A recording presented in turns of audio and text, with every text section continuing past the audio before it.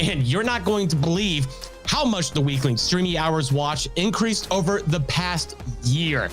It's massive number. Play the ad so we can dive into this. Sponsored by Restream.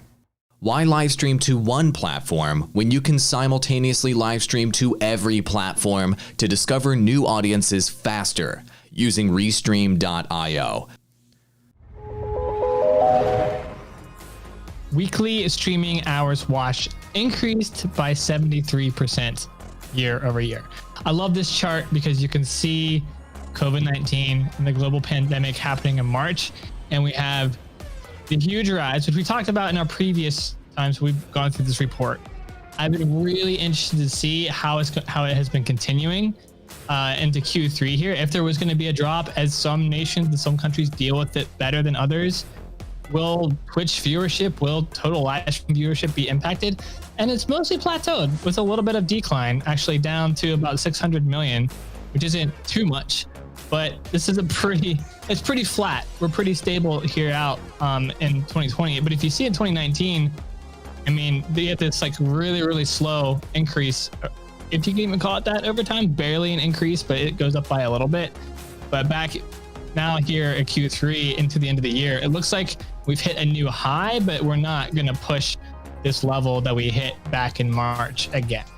If I draw a flat line, you can see how we're a little bit different here. So this is a combination of Twitch, YouTube gaming, Mixer, rest in peace, and Facebook gaming all together for this report by Stream Hatchet. They do this every quarter. We take a look at it, we break it down, we analyze it. AWOL, what do you think of this? I mean, I think that, first of all, we need to tell everybody what they're looking at. So this is a combination of the numbers from Twitch, YouTube gaming, and Facebook gaming all combined into one line to kind of let you know how the industry's trending as a whole. And what was surprising to me, we were speculating, is COVID-19, is this trend of streaming growing over time going to continue indefinitely? And it looks like it is. It looks like there's a permanent boost to the entire streaming industry now across all platforms, which is fabulous. I mean, what I didn't want to see was a quick spike in growth there when everybody went on quarantine, everybody lost their jobs and everything, and then have everything go back down. By the way, we can't see you drawing on there. I don't know if you're doing a window capture versus a display capture, but that's probably what's happening. But basically, the industry has permanently increased. And so one thing that comes to mind for me with these sorts of things is, okay, what can you learn as a streamer from this? And what I've learned is, okay, last year, 2019, that line is straight across in terms of how many viewers are on all these platforms. It's middling growth month over month, only a couple percentage points as each month passes. And you're probably thinking to yourself, how come I'm not growing? Where's the growth opportunity? Where are things blowing up? It's just not happening right now.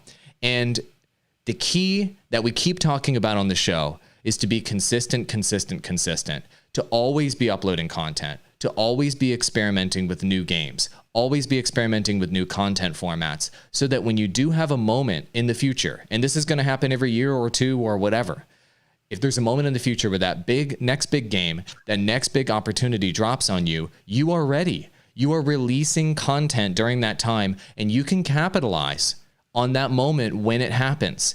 But if you gave up on streaming, if you stopped experimenting with new games and got stale and just did the same thing over and over again, if you weren't improving your thumbnails, if you weren't improving your titles, you can't capitalize on these insane moments that happen in streaming history where things suddenly mega, ultra, insane spike up 75% out of nowhere. This is permanent eyeball gain. This is permanent potential viewership gain across all platforms that you guys could have capitalized on and still can. That's my take based on this chart, is that this proves that there's always an opportunity, even when things are getting stale for a year or two. Does that make sense? Makes perfect sense. This 73% year over year is really mind-boggling to me. Like, it's not a surprise to anyone that it increased, but 73%, I didn't even see that increasing that much, especially in Q3. I figured we would have started to see a little bit of a downtrend, maybe down to like 55, even 50%. But my question is, look at what's going to be happening this fall. And they even mentioned it here in Q4. They're positioned to close off a record-breaking year with some major esports events, which is skyrocketed and all this. And also the fall video game release slate, which also includes, obviously, a new generation of consoles. So my thought process has now changed to seeing where this is at 73%. I think we could go even higher to close off the year. Now, whether that higher number will stay there or if it kind of settles down around 70% to where it's going to permanently be, that remains to be seen. What do you guys think? Is this 70%? Is that going to be permanent? Or is there going to be an increase? Is there going to be any kind of decrease as time goes on? What do you guys really think here? You know, if you look in July to September, it went back down below 600 million, probably closer to 500 million. And now, as we're approaching November, we're going back up to 600 million. I think that peak back in, March to May of over 600 million is the new high. And it's going to be tough to beat that. Like, we'll constantly be ebbing and flowing back towards that line. November being the time in which that happens, because November is when all the great new games come, when we've got new next generation consoles coming at this point too. So a lot of gamers are going to be tuning into Twitch. For those who maybe don't have the consoles right away, they want to see, or they're trying to make a decision for Christmas, which one they want. They're going to be watching gaming live streamers utilize these systems and playing the new games. So you're going to see an increase. But after the winter, I think you'll see it kind of flow and ebb back down again a little bit as everyone kind of gets their hands on their own consoles and they can play at that point in time. So reaching that new high, I think that 600 in what is probably like 615 or 605 million new high will be tough, but we're at that new level now. And that's the level that we're pushing. And it's going to keep pushing that. I think we'll see consistent growth year over year. Let's swap over to see where the viewership has been happening, which platforms though, between Twitch, YouTube gaming, and Facebook gaming, because this one was interesting to me. I would have thought that Twitch would have continued to rise, but it actually bumped down quite a bit from Q2 to Q3, while YouTube and Facebook gaming had a marginal increase, and they've been increasing the entire year, actually since Q4 2019, at least on this chart. So you've got let's just take it from Q4 2019. Twitch was at 2.7 billion views per quarter. At Q1 2020 at 3.2 billion. At Q2, 5.1 billion. And now at Q3, it's at 4.7. So it dropped from 5.1 billion down to 4.7.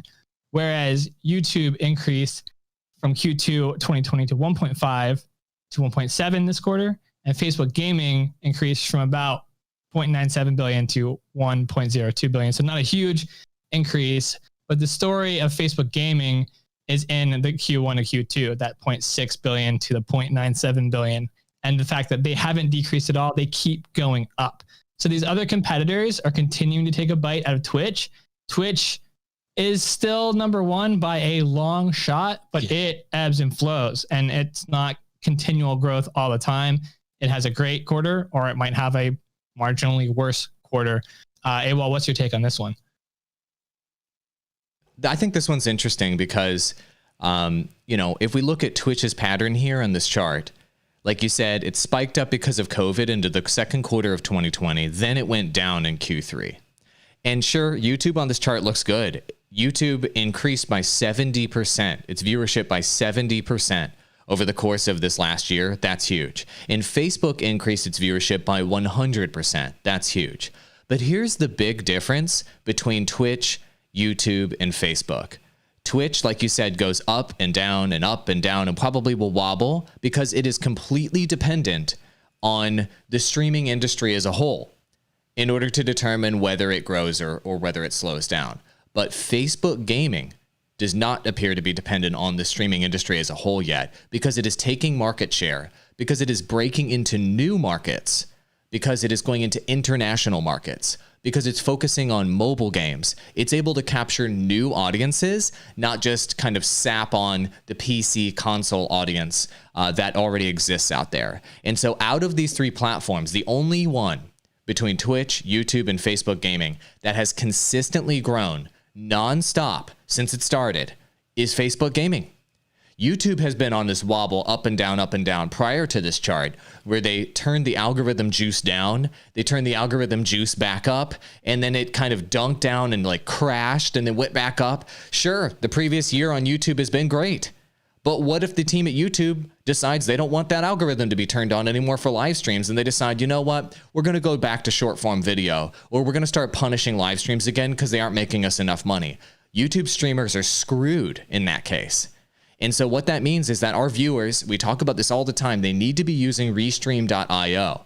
Ross, if you could post the link in chat and also our new 30% discount code. We are restreaming on YouTube, Trovo, DLive, on all the freaking platforms. I almost said Mixer. Rest in peace. Pour out the 40 for you, Mixer. We're streaming on all those platforms right now because you need to be where the growth is. And the growth may fluctuate and change with all these platforms over time. But if you're streaming on all of them, then you don't have to worry about that. And Facebook gaming is where that insane 100% maximum growth is. And Andrew Perrin, you've been taking advantage of that. You're streaming 2 to 3 times per day. You've grown an audience out of nowhere from scratch, only streaming. That never happens. Like, nobody just live streams and grows anymore, but Facebook gaming affords people that opportunity. That's what I'm seeing here, is that Facebook gaming is the strongest horse in the race right now. And it is quickly approaching YouTube's viewership numbers.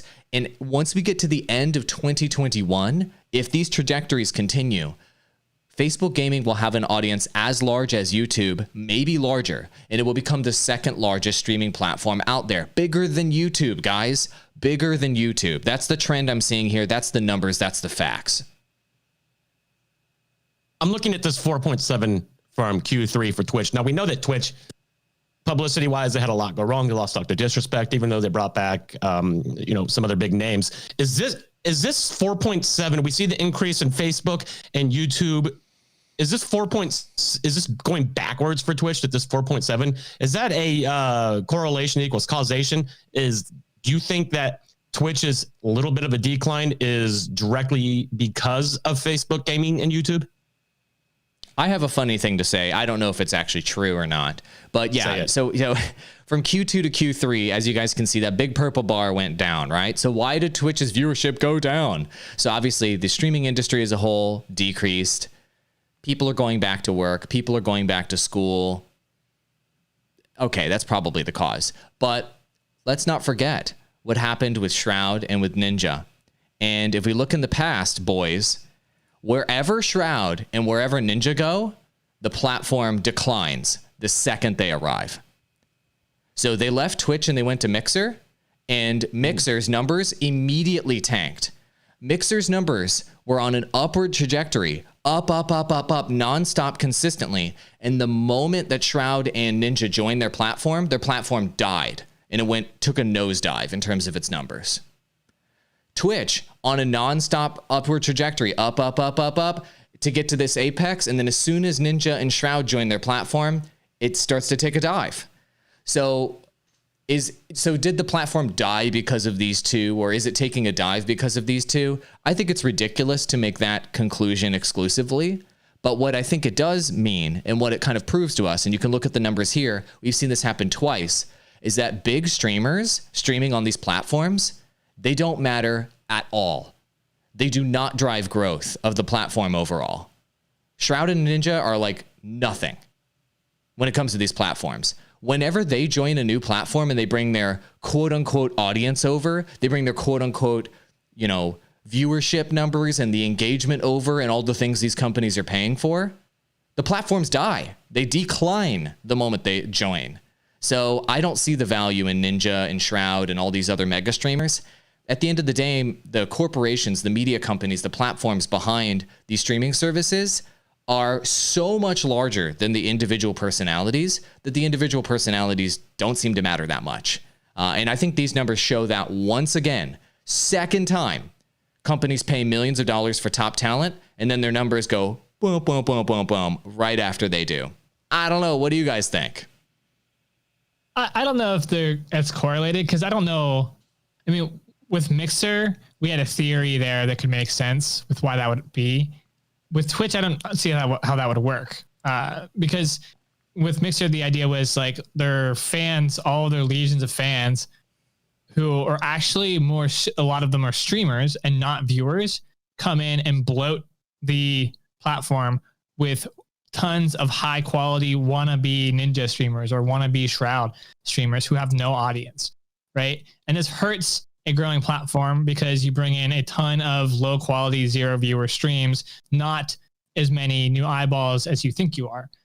With Twitch, I don't, is that still happening? And is that why this is going down? That's more unclear, as even if that did happen, as though it would hurt Twitch. Why would there suddenly be less viewers when more people are following Shroud and Ninja? I would argue that those people never really left the platform anyway to follow them. So when they came back, it's just they were the Twitch people that used to watch them, just they're already on Twitch. They're just watching Shroud instead. So I think that the most logical reasoning for the dip, especially since it's not that big of a dip, is just we hit through summer, the end of summer here, and not everywhere in the world is dealing with the coronavirus as poorly as the United States. So more people were able to get out or do other things. I think that we had that big bump and that was great. But anytime we look at data and you see that peak rise, and once that peak hits its top, it's always downhill from there. So we saw the data crest at a top point. So of course it's going to drop afterwards. I don't think that's a negative thing to say anything about Twitch. I just think that's how the data goes. That's just how trends work. And Twitch was trending in the beginning of coronavirus and actually did a good job continuing to trend through all of the drama, even though it was negative. So you had the Dr. Disrespect stuff going on. This brought Twitch to trend in multiple different social media platforms across the web, which brought more interest into the site, even though it was a negative headline for them. And this persisted through most of the end of the summer.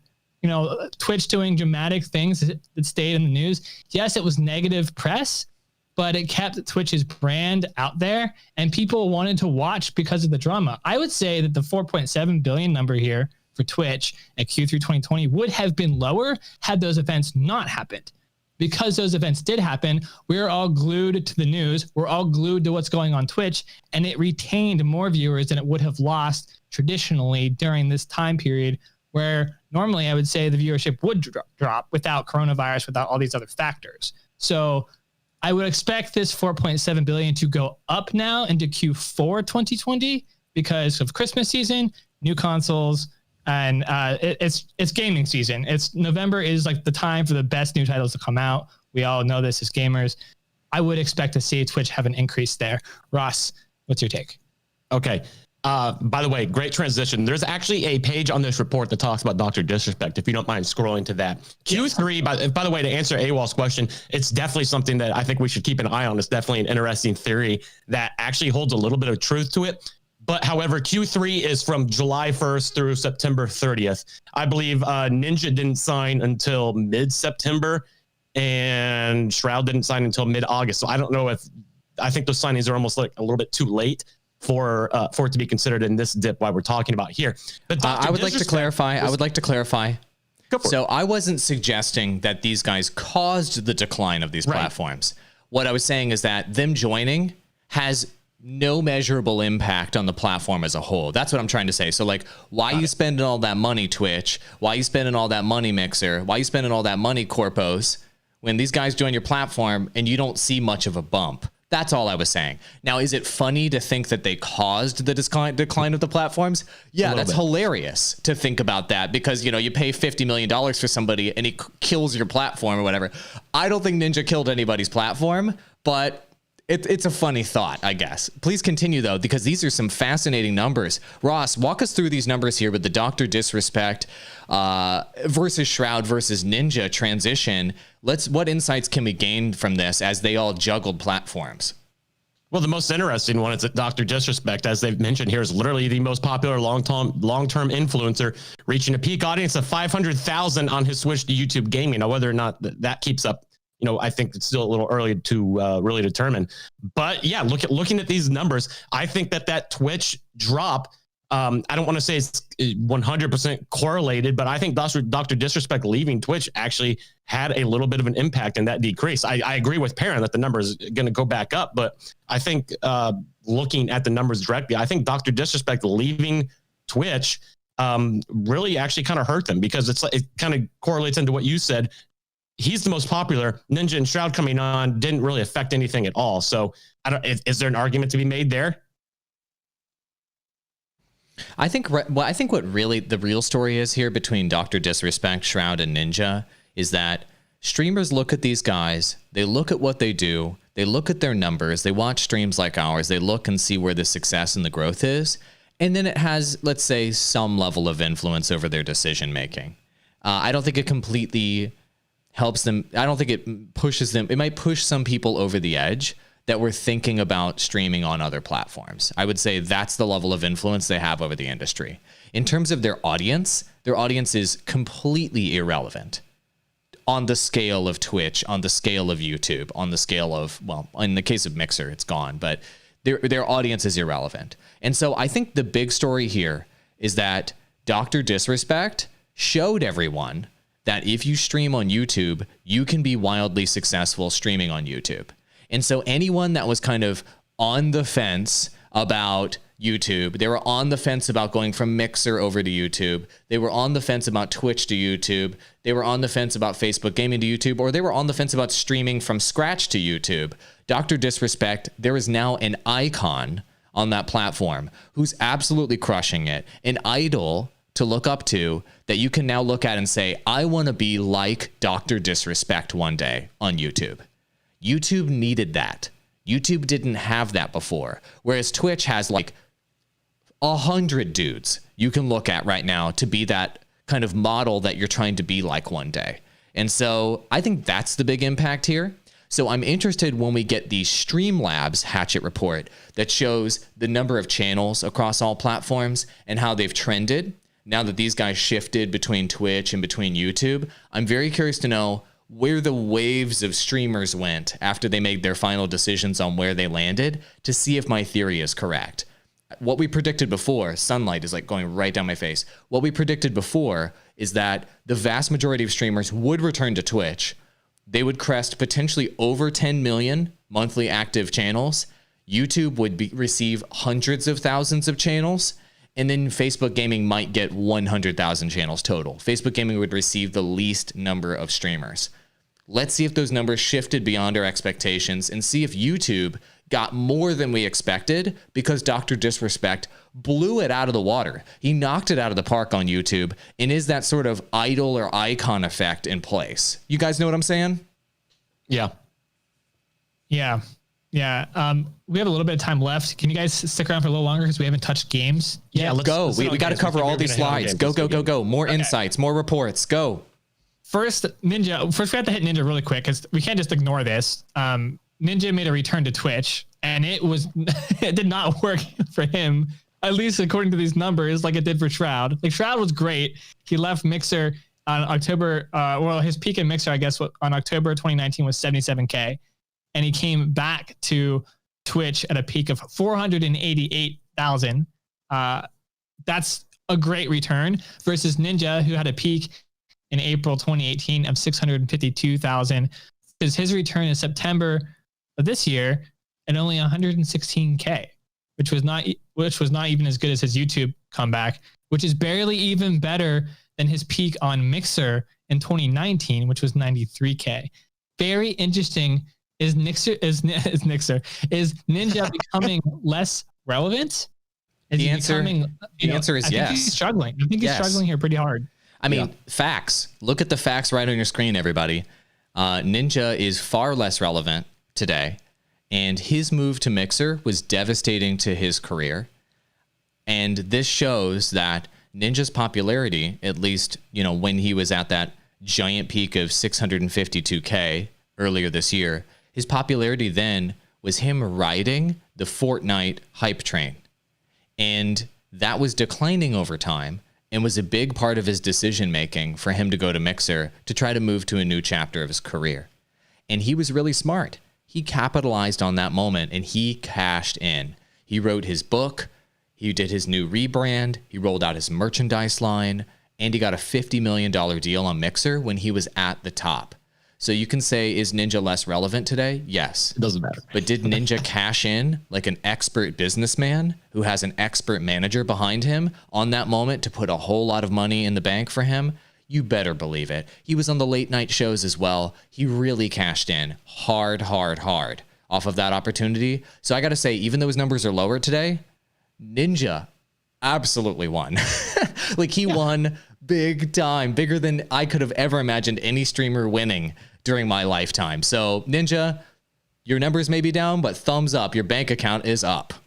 I'm actually excited to see what he does in Hollywood too. You know, you never know what could come of it. He may be a really good actor and find, a second life there, as if these numbers are so poor he can't keep doing it. What do I know?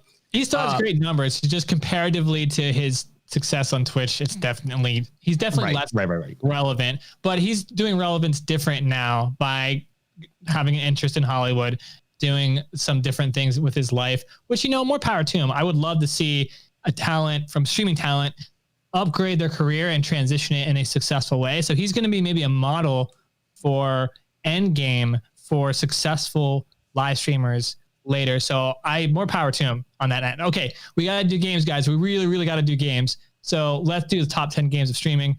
I'm scrolling up here. League of Legends does it again. Damn it, I'm tired of seeing League of Legends at the top, but here we are again at Q3 2020, where League of Legends is number one. Why?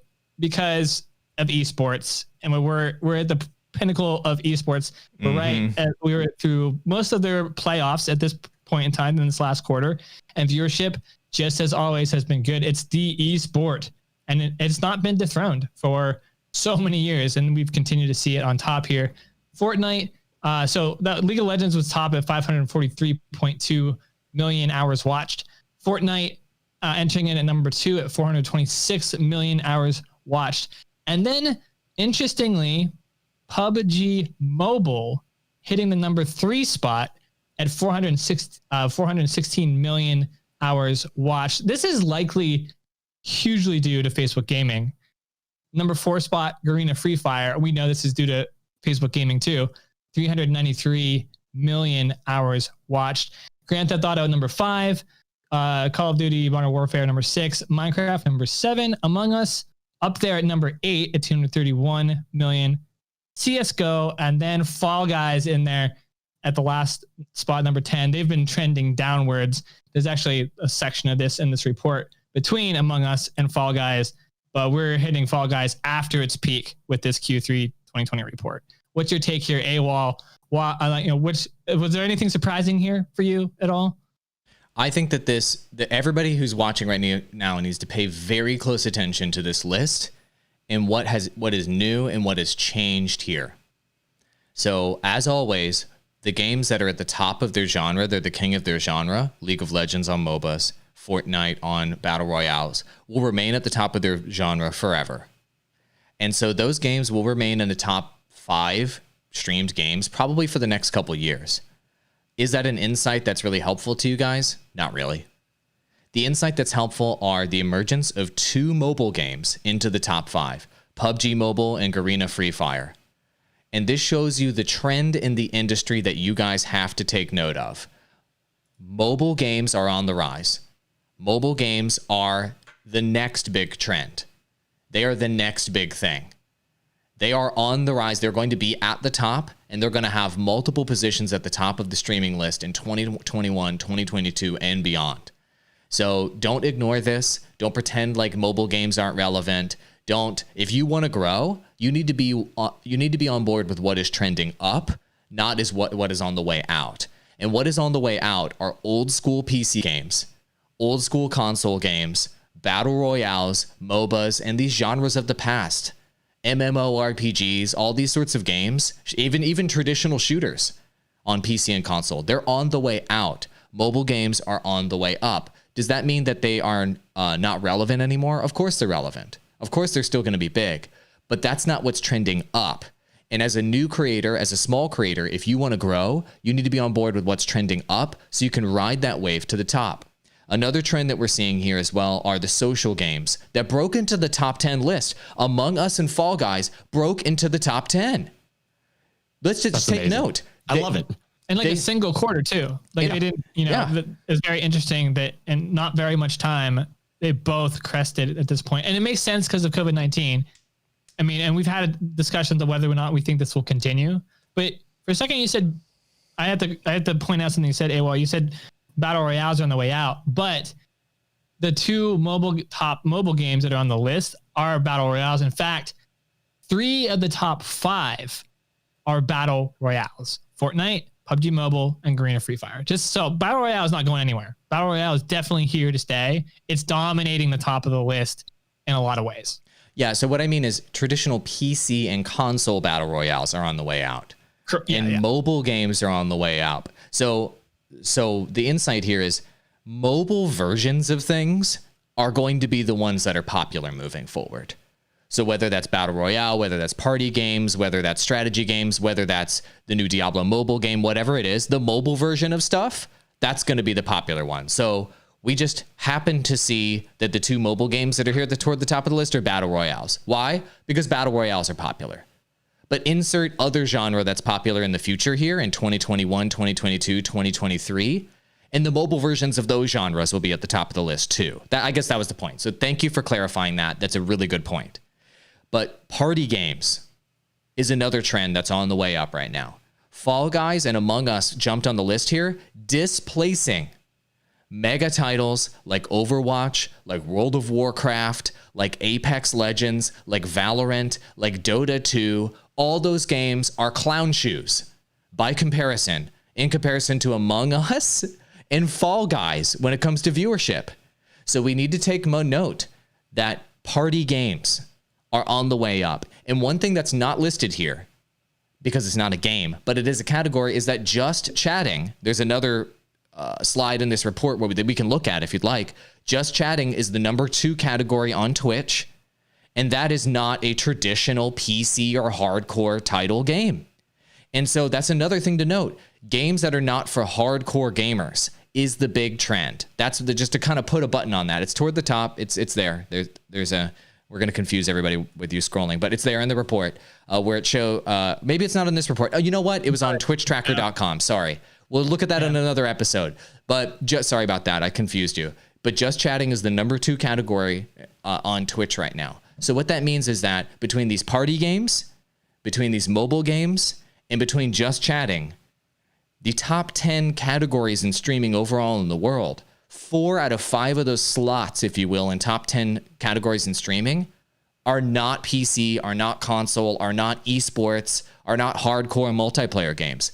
They are more casual mobile games, party games, and just chatting. That trend is on the way up, up, up, up. And so if you guys can position yourselves in the mobile category, the more casual chatting category, the party category, and you can ride those waves to the top, those are the future trends of 2021 and 2022. The numbers support that. And you can say, hey, well, the audiences aren't engaged and they're all in India and okay, whatever. Everybody, you can tune out. Everybody else who's watching who actually wants to grow and wants to be a part of the future of streaming, you know those 3 trends are on the way up. These numbers prove it.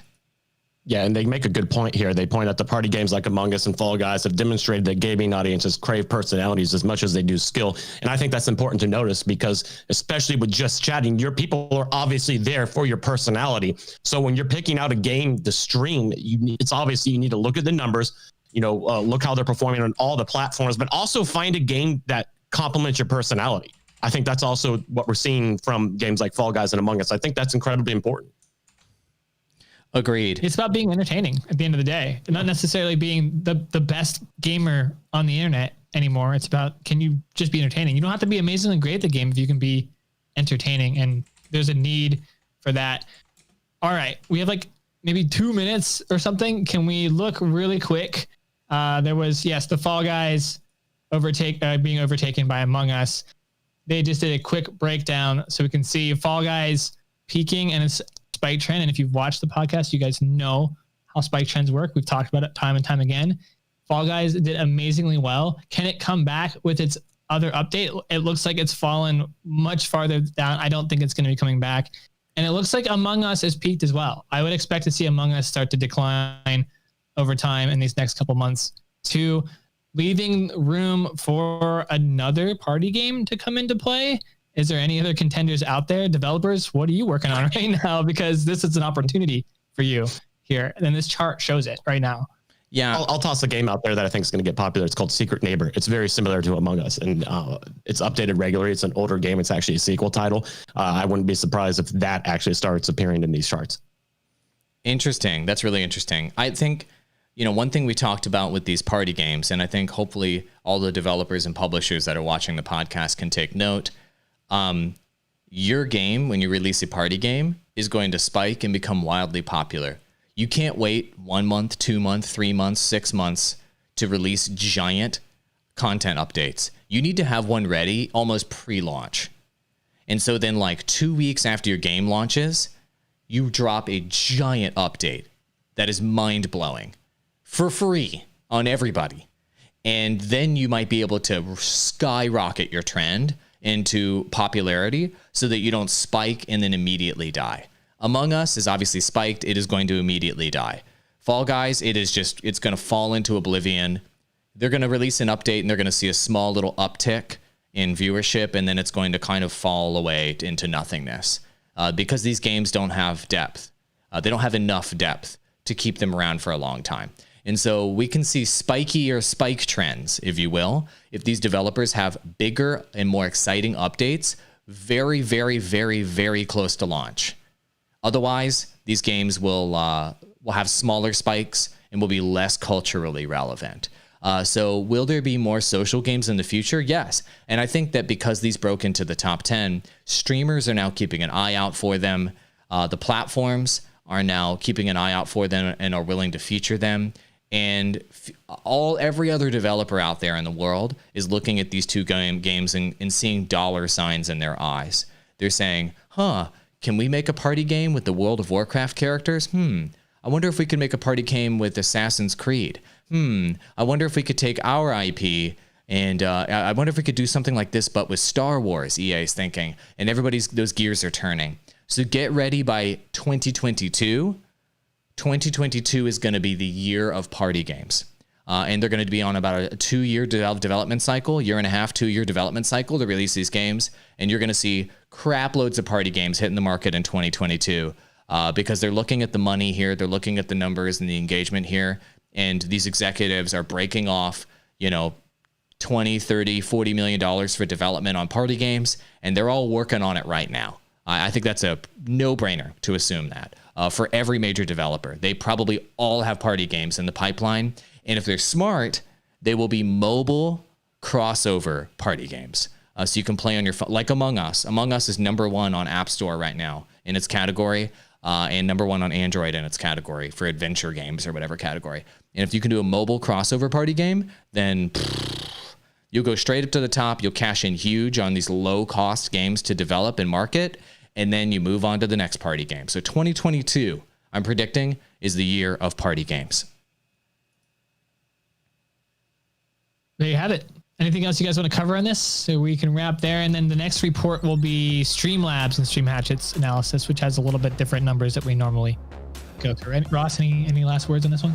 No, this was perfect. Bye-bye, everybody.